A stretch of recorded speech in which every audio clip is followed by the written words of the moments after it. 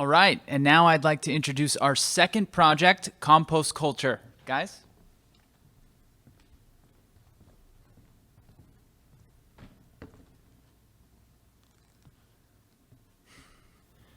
This recording is from one of my best friends, Kenna, who just evacuated the Bobcat fire in Monrovia on Saturday.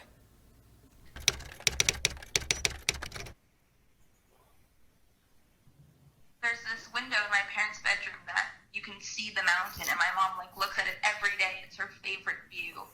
And to see that on fire was terrifying. So we packed up our favorite clothes and our favorite little trinkets and memories and family pictures, and we left. It took us all day to pack. We left last night at 12 and got to Palm Springs, where we're staying at 2:15 in the morning, and we were packing up all our family heirlooms, all our special things, my grandmother's china, and put it all in the car. And it was scary to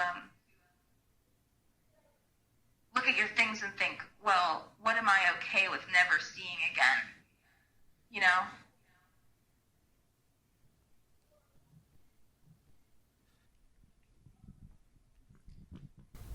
America produces 60 million tons of food waste every year.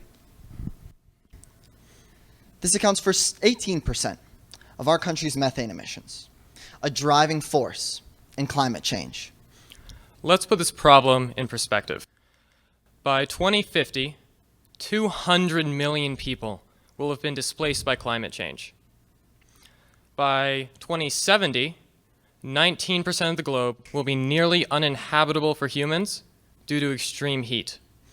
Right now, that number is about 0.8%. There are already crop failures in South America, and the New York Times warns that this is just the beginning of a great migration crisis. We are the last generation that can make change. We don't want to see our people and our world lose its value. As runners, we feel a personal connection to nature. We understand its benefits and appreciate its beauty. Yet not enough action is being taken, and climate change continues to ravage our Earth, much like the wildfires in our own backyard. So we set out to make a change. Hi, I'm Patrick. And I'm Liam. And this is Compost Culture. So yesterday we interviewed Dr. Lucy Jones, who founded the Dr. Lucy Jones Center for Science and Society, and we asked her what kind of changes are we going to need to see to combat climate change. And here's what she had to say. The change our society needs to combat climate change is a change in attitude. And that begins at the individual scale with personal action like composting. And that will extend to the larger picture. This is exactly what compost culture is about today. But let's take a step back and start from the beginning. Before we started our project, we decided to go door to door and poll about 70 people in our city, South Pasadena, on environmental sustainability. As you can see, we got some pretty positive results. So we knew that people in South Pass cared about the environment, but they didn't know where to begin. We gave them tangible steps they could take to help reduce their carbon footprint. Composting is a great way to help reduce methane emissions caused by food waste decomposing in a landfill. We started the curbside waste pickup program in South Pasadena in order to give residents more responsible options for waste disposal. We gave our participants a free kitchen bin, free compostable bags, and picked up from their houses every Sunday morning. We composted all of the scraps that we collected off-site and then donated that compost to a local organic farm. We also provided a composter subsidization program where people would donate $15 to $30 to our service and receive a free composter. They would then participate in our online workshops where we taught the elements of great compost. But before we could start, we had to get our city's permission. So we set up a call. Here's what they said. No. Naturally, we panicked a little. We'd already sunk about a month into planning the service, and we didn't have anything to show for it. The city shut us down. Patrick called me, told me the news, and I'll admit, I died inside a little. But hope was not lost just yet. We still had a few tricks up our sleeves. We rallied city council members.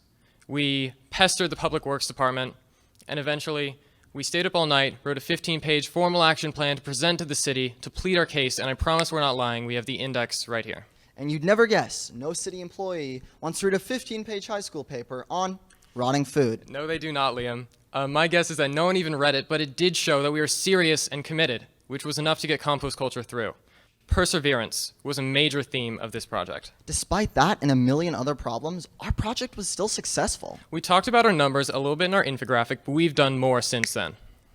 We now serve 236 participants, ranging from LA to Orange County. We started averaging collecting 1,780 pounds of organic waste per month and have raised over $2,400 and counting, creating a self-sustainable project. But it's not just about the numbers. It's about making people feel good about their choices and encouraging them to lead more sustainable lives. So in light of that, about 2 months into our service, we asked our participants the simple question: how much more likely are you to practice sustainable habits in the future on a scale of 1 to 5? We got the astounding response of 4.7. Eventually, we're going to have to take steps as a species to change the way we live if we want to live sustainably on this planet. We represent the first steps towards doing so. And that's what compost culture's real lasting impact is.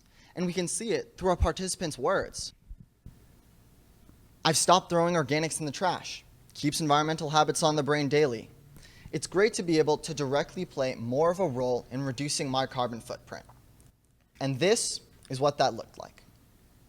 We managed to get a front page feature on our city's local newspaper. And our project mentor was in the queue for an NPR interview about our project. But we're not stopping here. We're also partnering with a local food bank, Friends Indeed, and are collecting all of their unused food scraps every week, about 120 pounds. We're setting up free food scrap collection at our local farmers market, as well as free compost giveaways once a month. In a few weeks, we'll be teaching a lesson on composting at a local kindergarten. We're talking with the South Pasadena High School internship program about setting up a long-term model for compost culture, and this is just the first of many schools to follow. Our vision for compost culture includes South Pasadena, Pasadena, San Marino, Altadena, and Alhambra. We've already done it once, so why not do it 4 or so more times? Ultimately, we created services our city needed. Services people were waiting on. Eventually, we want to expand to our neighboring cities and bring a culture of sustainability wherever we go. Thank you. Don't think of us as an expense for today, but an investment in our future. So Patrick and Liam, that was a great presentation, and really enjoyed hearing about the project. I mean, what a fantastic effort! Especially the persistence in convincing the city to greenlight it. That was that was heroic and quite amazing. Actually, my question is for you is a little bit similar, which is, you had this experience working with the city, the local government, and changing their minds on something. And I'm curious about whether you've thought about, you can scale this yourselves, but whether you've thought about what it takes to get a city to adopt a program like this and make it permanent. And if you might be able to use your demonstration to get the community to adopt the program, because it seems like it was so impactful and successful. Well, after deliberating with the city and communicating with residents, we realized that people want to help the environment. They just don't know of how to come across that or have the opportunities to do so. So we realized that it's really a big open market of minds that we can rewire to think about sustainability and to think about composting. And one thing I just have to add is the city, or at least our city, they do try to have things in the works for our residents. And there's legislation in place that requires multifamily residences and commercial institutions to be composting. But our city just doesn't enforce that, and they don't have any options. Our city waste disposal service doesn't even provide composting. So we have faith in the city, and we want to work with them, but we felt like we had to take matters into our own hands in order to get something done. Let me just read you some of the words I wrote down as you went along. Passion, purpose, persistence, analytical, impact, ambition. So congratulations. It's not easy to have all this covered. And you did that by understanding that change, big change, starts with small changes and starts with changing people's behavior and enabling them. The fact that so many people were interested but didn't know what to do, and you enabled them, that's a huge deal. So thank you for doing that. I too don't want my daughter to grow up in a world where we haven't controlled climate change. Let me ask this a question. It's about the two of you. How do you currently work together, and what happens when you go multi-city? To what extent are you going to have to change how the two of you interact? Right. So right now we're kind of in a crazy work schedule that we didn't have time to highlight in our presentation. So I'm glad you asked this question. We basically live together to some extent. So we take Zoom classes online. So I'll pick Liam up before Zoom classes start. He'll come over to my house. We'll work before school. We'll work during lunch. We'll do our homework, and then we'll work after school. And then we run, and I bring him home at like 10 o'clock. So that's how we work currently. And our model for expanding to other cities, we're going to do a franchise model. So we're going to handle the larger expenses, like big picture stuff, and then we're actually going to bring in people through internship programs or environmental clubs in other schools and have them handle their own city. They know their city the best, and they can, get their friends to sign, they have a better view of the city, and they can operate more effectively.